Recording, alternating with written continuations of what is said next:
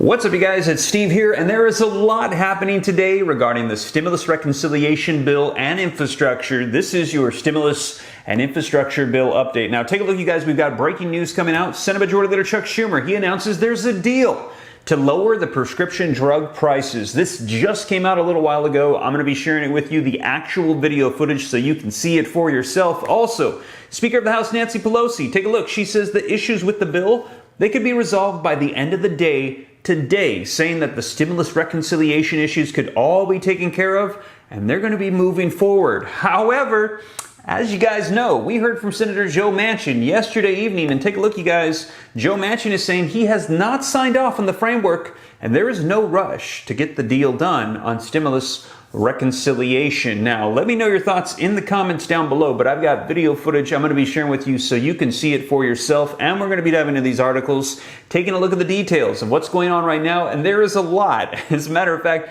I did two videos earlier today, one on unemployment and one on what's happening with negotiations. Now, if you missed those, be sure to check them out right after this video because there is a lot going on. But you guys, let's dive right in and get you caught up on the breaking news taking place right now, this evening, November 2nd, 2021. Now, before we do, though, if you could do me a quick favor, just takes a second. If you like and appreciate these updates, keeping you up to speed on all this stuff, and I know there's a lot going on, don't forget to just take a quick moment to smash the like button. Helps me out a ton with the YouTube algorithm, just lets them know you appreciate the updates, and they're going to continue to promote my channel and my videos. Thank you so much. I really appreciate it. Also, leave your comments down below. I love hearing your thoughts on this. Share this out if you think it's going to help out other people. If this is your first time here and you want to stay up to date, hit the subscribe button and turn on the notification bell. I'll keep you up to speed on everything going on, and you can come join the viewing community. Come join the Ram fam. And if you got any specific questions for me, I'm very accessible. It's easy to get a hold of me. All you got to do is shoot me a DM on Instagram at SteveRam3. That's the best way to get a hold of me by far. I go through all my DMs and I get a lot of them, so give me a little time to respond, but I will get you any answers to any questions that you got in the DMs. Just shoot it at me, and you guys, I will help you out best I can. But with that being said, let's dive into these articles, get you caught up on the latest. But first, let's take a look at the breaking news. This video footage coming out from Senate Majority Leader Chuck Schumer on a deal agreement on lowering prescription drug prices in the stimulus reconciliation bill. And now I have an important announcement on progress for the President's agenda. I'm pleased to announce that an agreement has been reached to lower prescription drug prices for seniors and families in the Build Back Better legislation. Fixing prescription drug pricing has consistently been a top issue for Americans year after year, including the vast majority of both Democrats and Republicans who want to see a change because they simply cannot afford their medications. We've heard this from people across the country who have serious illnesses and can't afford their medicine. What a painstaking position to be in. It's horrible.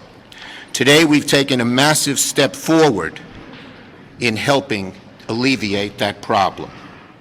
By empowering Medicare to directly negotiate prices in Part B and Part D, this deal will directly reduce out-of-pocket drug spending for millions of patients every time they visit the pharmacy or doctor.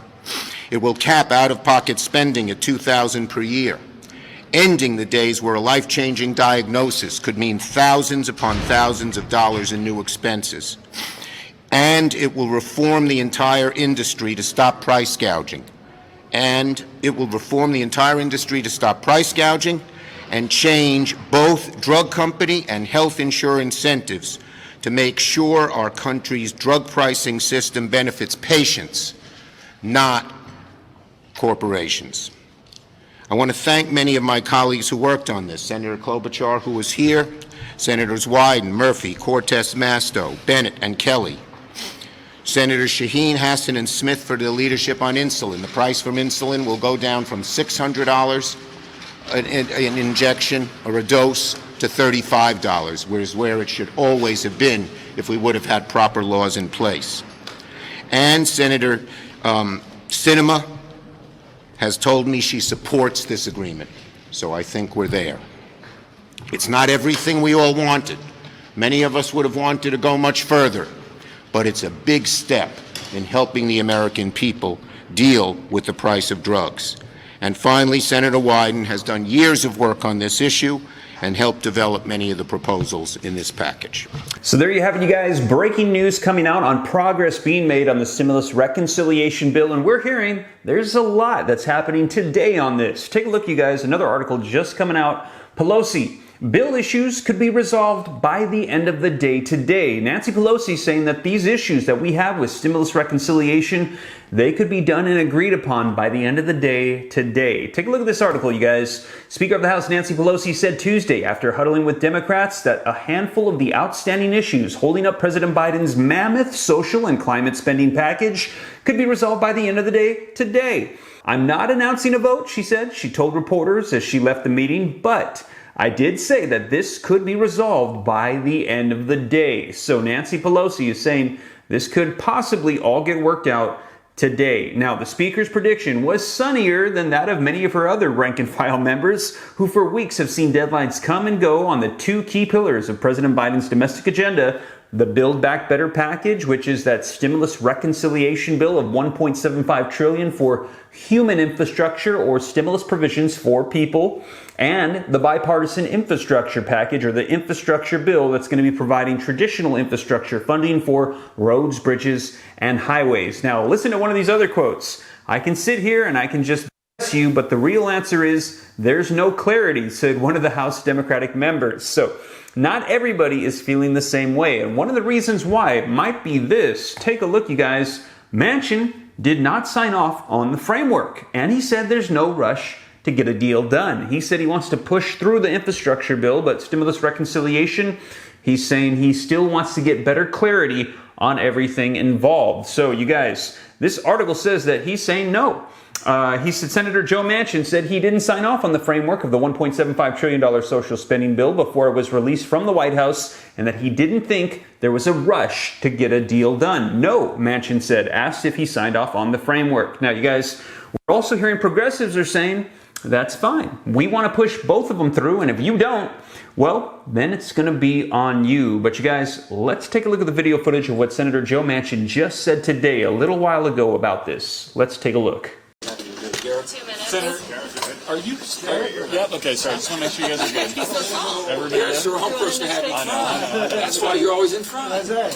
Senator, the White House, when the White House released this framework, the idea was that it was all negotiated. Now it seems like you still have other issues with it. No, the Are White you House knew confident with exactly. this framework? The White House knew exactly where I stood. There was a couple of concerns that we had to work through. And to say that you automatically signed off on things, I've been here long enough to know that when you say you signed off on things, you ought to keep your word. And I'm not going to be a liar or make anyone else a liar. So that's why I hadn't, because there was a few things that needed to be more, I think, more directly worked on. And I had said that, and we've been working on it. What they should do is look at the things we all agree on. My goodness, we're agreeing on child care, we're agreeing on pre-K, we're agreeing on home care, we're agreeing on so many things that are really good. And we're working on climate, very progressive, I think, in a good way, and we'll get something done, I believe. But, to hold the bill hostage is what I was saying. I just waited till the President's plane landed because he asked that he would like to have something that everyone saw how important that was, and allow him to go there and not do anything. Because I worked clear through the week, as you know, the weekend, went up to the house and visited with him and all that, and thought we had some pretty good understanding on things, and we'll get this back on track. So let's see what they do. They need to pass the bipartisan infrastructure bill. That shows good faith. Is a CBO score the other big piece that you're looking for? That's a lot of people took out of your press conference yesterday. Is a CBO score the other big thing that you're looking for? CBO is a big score, absolutely. The inflation is a big thing, and I've talked about that so many times. How would someone satisfy your concerns on that, though? What data would satisfy you on that? We're basing everything on the 10-year expenditure, right? So revenue is going to be for 10 years. We'll look at the expenses and see if everything runs out 10 years. It doesn't. So basically, things that would run out 10 years makes that a much more expensive piece of legislation than what we're saying it is right now. Maybe they're thinking that it'll just expire and nothing will be done or extended. I don't know. We're working through all those things. How committed are you? Wait a second, I will. But the people need to know exactly if everything that we're talking about ran out to full 10 years, as we said we paid for in 10 years, it's a lot more than that. So I'll make sure. How committed are you to seeing this go into law? Or are you suggesting they should abandon this effort altogether? No. What I've always said with this, we're going to get something done. But I still believe in my heart of hearts, with the unknown that we have right now, that we should have waited. We're not going to wait. That ship has sailed. I understand that. So let's sit down and work in good faith, and I've been doing that. What should be dropped? What should be dropped from this bill? Two questions for you. Number one, just to be clear here, did you sign off on the framework on Friday prior to the president announcing it? You hadn't signed off. And then the second question. No, because then that would be this is ingenuine. I wouldn't do that. And the second question is, what do you say to Democrats who say you threw the president a curveball while he was overseas on the world stage? Not at all. Not at all. I threw basically it's time to do something. The president's over there. He went there. He asked for something before he left, and everyone ignored it. I didn't ignore it, and I thought it was something that could have been done. It was a very easy ask. Just vote for the bipartisan infrastructure bill. It has a tremendous amount of clean energy in it. Would have helped an awful lot, and it does an awful lot, more than we've ever done before. They couldn't even do that because they were saying it's not. The perfect is going to be the enemy of the good if we don't sit down and be rational about what we're doing. Do you want the Medicare expansion out of this? Do you want Medicare expansion out of this? I'm not for any expansions that basically that has a trust fund that is insolvent. Do you want that out? Well, my concern is let's get it solved. What's your objection to paid leave, Senator? Well, there you have it, you guys. Let me know your thoughts in the comments down below. One of the things I noticed is Senator Joe Manchin said the time has passed for delays. We're going to get this done, but he's saying he still wants to have a little bit more clarity on certain provisions. Now, we're going to be seeing what's going to be unfolding here. However, we also have heard, as I mentioned, there's been a lot of progress on this, and we actually heard from Senate Majority Leader Chuck Schumer today as well on the Senate floor regarding the progress and the impacts that the stimulus reconciliation bill is going to have as soon as it passes. Now, you guys, let's take a look at what he had to say. He's going to be covering what's included, the impacts, and they're saying the progress that's being made. We could see this done this week. And we heard Nancy Pelosi say it could all be agreed upon today. Let's take a look at what he had to say. Now on Build Back Better. Today, Democrats in the House and Senate continue making progress on passing President Biden's Build Back Better plan. Last night, I held another round of talks with my leadership team, with the Speaker, with the White House, and with many we are discussing so many issues, including moving forward on prescription drugs. We're moving ahead. We're working through the outstanding details, and we remain committed to getting something big done for the American people. Nobody is getting everything they hoped for in the final deal, but Build Back Better will have things that everyone wanted. Even as we continue finalizing the text, the president's framework already has done very good and important things that will dramatically improve the lives of everyday Americans.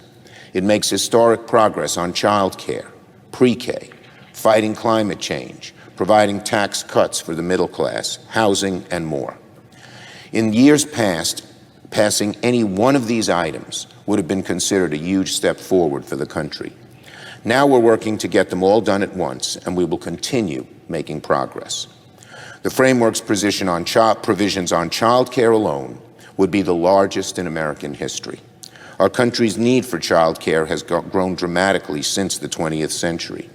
According to the Treasury Department, in fact, the average cost of caring for a young child hovers around $10,000 a year. Many people pay more for child care than they pay for their mortgage. $10,000 a year is simply out of reach for far too many families. And not only do our kids suffer when they can't have somewhere safe to stay, our families suffer when they can't enter the workforce. And ultimately, our country suffers as our economy's productivity is diminished. Build Back Better, with its unprecedented investments to help families better afford child care, would finally provide parents the help they've needed for decades. And that's just one example. American families under this framework will, for the first time, also have access to universal pre-K for 3- and 4-year-olds across the country. It also extends the child tax credit passed earlier this year, so parents can better afford things like groceries and diapers and utilities and other daily essentials. Since its enactment, this program alone has already cut poverty, child poverty, in half in this country. That's an amazing accomplishment, and one that will continue to go forward under this proposal. So President Biden's Build Back Better framework is a historic step forward for families. But that's not all. The framework would also make bold investments to tackle the climate crisis. The consequences of climate change are already severe. Every time we face another major heat wave, it endangers the lives of Americans who work outdoors. Every time another hurricane hits the East Coast or the South, it risks destroying people's homes and schools and churches and small businesses. Every time another wildfire rages in the West, it fills the air with poisonous smoke that entire cities breathe in. Consequences yet unknown. Build Back Better would help our country fight this climate threat with unprecedented investments in clean manufacturing, clean transportation, clean electricity, and clean buildings, so we can cut our emissions, make our communities healthier, and lead the world by the power of our example. While there still would be much, much more work needed to protect our planet, this framework is a bold step in the right direction. Now, of course, even as we continue to negotiations, the President's Build Back Better framework contains many other good things. It will help Americans keep a safe and stable roof over their heads with long-sought investments in new affordable housing, as well as ensuring that we keep housing affordable for low and moderate-income families. And I've been working night and day with my colleagues in both chambers and the White House to make progress on lowering the costs of prescription drugs. I am very hopeful there will be an agreement as early as today that will include landmark reforms sought by the American people and the Democratic Party for decades. For the first time, Medicare will be empowered to negotiate prescription drug prices in Part B and Part D. There will be an annual cap on out-of-pocket costs, a new monthly cap on the price of insulin, and an inflation rebate policy to protect consumers from egregious annual increases in prices. These policies are common sense and overwhelmingly supported by the American people. The deal will finally lower the costs of prescription drugs for seniors and working families. It doesn't do everything I would want or many of us would want, but it takes a big step forward. All the while, Build Back Better will be fully paid for and will ultimately relieve our nation's inflationary pressures. Don't take my word for it. Many leading economists have made clear that this legislation would improve, not worsen, inflation in this country. So there are a lot of good things in this framework, and Democrats are moving forward to get a final agreement and this bill over the finish line. Well, there you have it, you guys. So a lot happening today in Congress regarding stimulus and infrastructure, and it looks like we could have some sort of an agreement today, and hopefully they can get this all wrapped up. For those that need the stimulus provisions, they'll be able to get those out, and they're saying that hopefully they can get this done this week. Now, keep in mind that they had already pushed this back several times now, and we're hearing that the drop-dead deadline that they need to get this done is December 3rd. That's going to be a huge date, not just for stimulus and infrastructure, but also for the debt ceiling increase, and also to fund the government to avoid a government shutdown. So those still have to be addressed as well. So you guys, there's going to be a lot of more information coming out between now and then, and I will be sure to keep you up to date here on the channel. But you guys, thank you so much for joining me. I hope you enjoyed this video. Hope it was informative. And if you made it this far and you haven't already, don't forget, smash the like button if you appreciate the updates. Leave your comments, share this out, hit the subscribe button, turn on the notification bell to come join the Ram fam and to stay up to speed on everything going on.